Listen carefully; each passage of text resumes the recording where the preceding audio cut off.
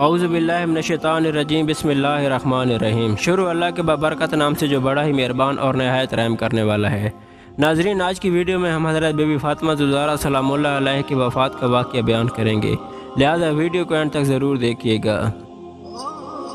صبح کے وقت جیسے ہی حضرت علی رضی اللہ تعالیٰ عنہ گھر میں داخل ہوئے تو گھر کی عجیب و غریب حالت دیکھتے ہیں کہ حضرت بی بی فاطمہ الزہرا سلام اللہ علیہ ہزاروں قطار رو رہی ہیں اور آپ کی آنکھوں سے آنسو جاری ہیں، اور حضرت علی یہ دیکھتے ہیں کہ حضرت بی بی فاطمہ الزہرا سلام اللہ علیہ آٹا پیسنے کے لیے تیار ہیں، اور ساتھ میں پانی بھی گرم ہو رہا ہے اور ساتھ میں کپڑے رکھے ہوئے ہیں جنہیں دھونا ہے۔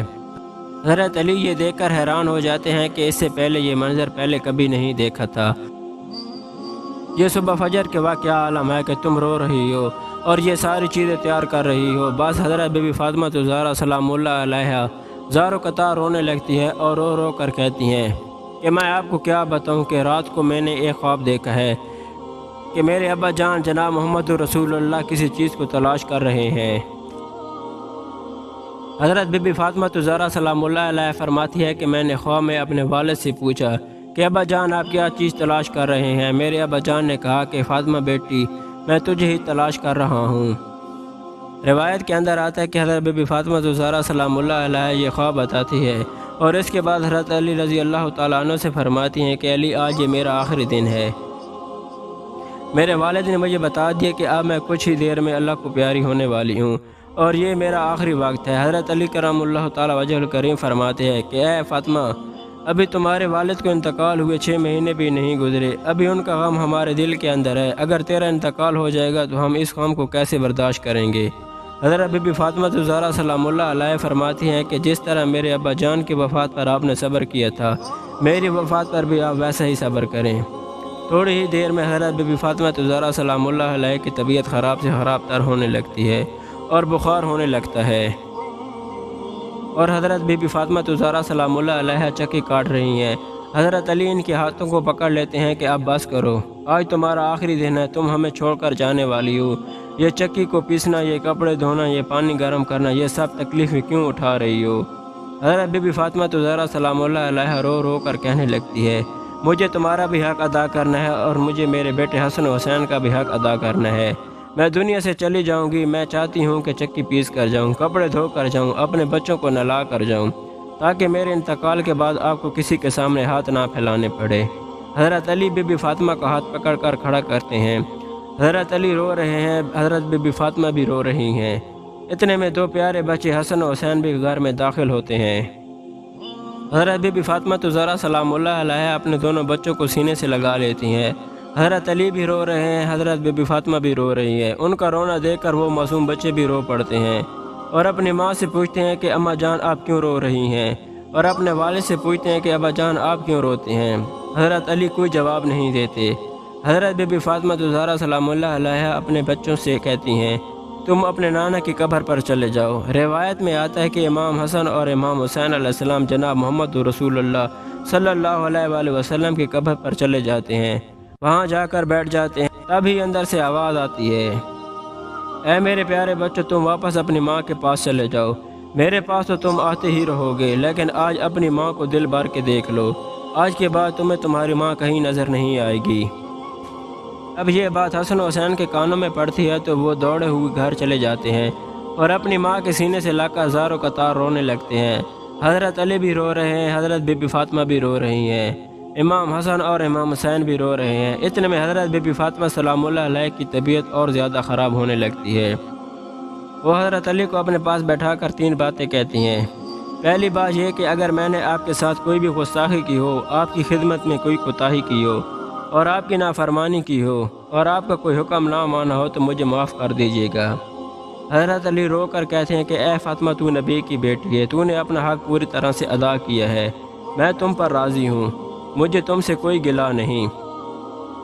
دوسری بات یہ اے میرے پیارے شوہر، میرے اس دنیا سے جانے کے بعد اگر آپ نے دوسری شادی کرنی ہو تو کر لیجئے گا، میرے بعد میرے بچوں کو میرے جتنا پیار بھی دیجیے گا، ان کو کبھی ماں کی کمی محسوس نہ ہونے دیجیے گا، اور جب یہ بالغ ہو جائیں تو انہیں خدا کے حوالے کر دینا۔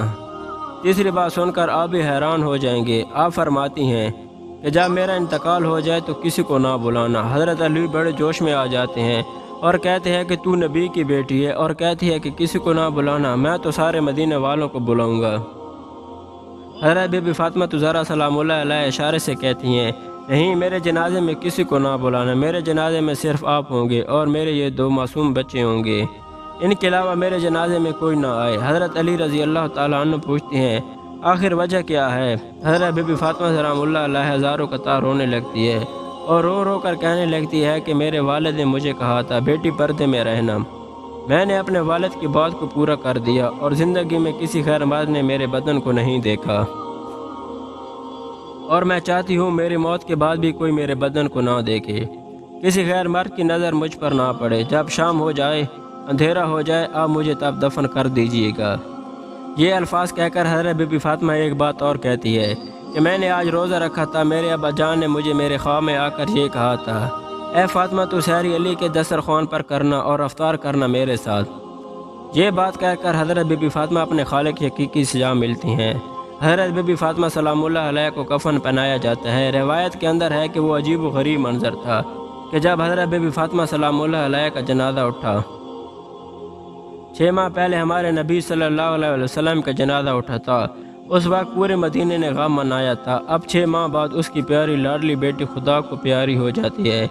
روایت میں ہے کہ جب ان کے گھر میں جنازہ اٹھتا ہے، کا ایک پایا علی کے کاندھے پر ہے، دوسرا پایا حسن کے کاندھے پر ہے اور تیسرا پایا حسین کے کاندھے پر ہے، چوتھے پائے کو کاندھا دینے والا کوئی موجود نہیں۔ حضرت علی باہر نکلتے ہیں کہ اچانک ایک صحابی نظر آتے ہیں۔ حضرت ابو ذر غفاری رضی اللہ تعالیٰ عنہ وہاں پہنچ جاتے ہیں۔ حضرت علی رضی اللہ تعالیٰ عنہ کہتے ہیں، آپ کو خدا نے بھیجا ہے، آج کے دن رسول اللہ کی لاڈلی بیٹی کا انتقال ہو گیا ہے اور تم ان کو کاندھا دے دو۔ حضرت ابو ذر غفاری کاندھا دیتے ہیں، یہ جنازہ اٹھ کر چلتا ہے۔ روایت کے اندر ہے کہ وہ معصوم بچے رو رہے ہیں، حضرت علی رو رہے ہیں، حضرت ابو ذر غفاری رو رہے ہیں۔ جہاں قبر کو کھودا گیا اب وہاں حضرت بی بی فاطمہ کو رکھنا ہے۔ حضرت علی کی آنکھوں سے آنسو جاری ہو جاتے ہیں، داڑھی مبارک بھیگ جاتی ہیں، کپڑے مبارک بھیگ چکے ہیں۔ ان معصوم بچوں کو روتا ہوا دیکھ کر حضرت ابو ذر غفاری کے اندر ایک اچانک حالت پیدا ہو جاتی ہے۔ حضرت ابو ذر غفاری اس قبر سے کہتے ہیں کہ اے قبر، تجھے معلوم ہے کہ ہم کس کا جنازہ تیرے اندر رکھتے ہیں؟ یہ اس کا جنازہ ہے جس کو اللہ کے رسول کی بیٹی کہا جاتا ہے، یہ اس کا جنازہ ہے جس کو علی کی بیوی کہا جاتا ہے، یہ اس کا جنازہ ہے جس کو حسن و حسین کی ماں کہا جاتا ہے۔ حضرت ابو ذر غفاری جنازے کو رکھ کر یہ جملہ کہتے ہیں کہ قبر کے اندر سے آواز آتی ہے کہ اے ابو ذر، جہاں خاندان اور رشتے مت گنا، جہاں تو یہ بتا کہ اچھے اعمال کون کر کے آیا ہے اور برے اعمال کون۔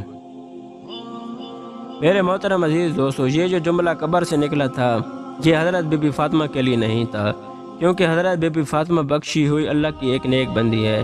ہمارے نبی نے بشارت دی تھی کہ وہ جنتی ہے۔ اس کے بعد حضرت بی بی فاطمہ کو قبر میں اتارا جاتا ہے۔ قبر پر مٹی ڈالنے کے بعد باپ اور دونوں بیٹے قبر پر بیٹھ کر روتے رہتے ہیں اور اپنی ماں کو یاد کرتے ہیں۔ وہ ہمارے پیارے نبی صلی اللہ علیہ وآلہ وسلم کا گھرانہ تھا، وہ تو جنتی لوگ تھے، جنتی لوگوں کے سردار تھے، اور ہم تو نافرمان لوگ ہیں جس سے قبر ہزاروں سوال کرے گی۔ اس طرح حضرت بی بی فاطمہ زہرا سلام اللہ علیہ اس دنیا سے رخصت ہو کر اپنے خالق حقیقی سے جا ملتی ہیں۔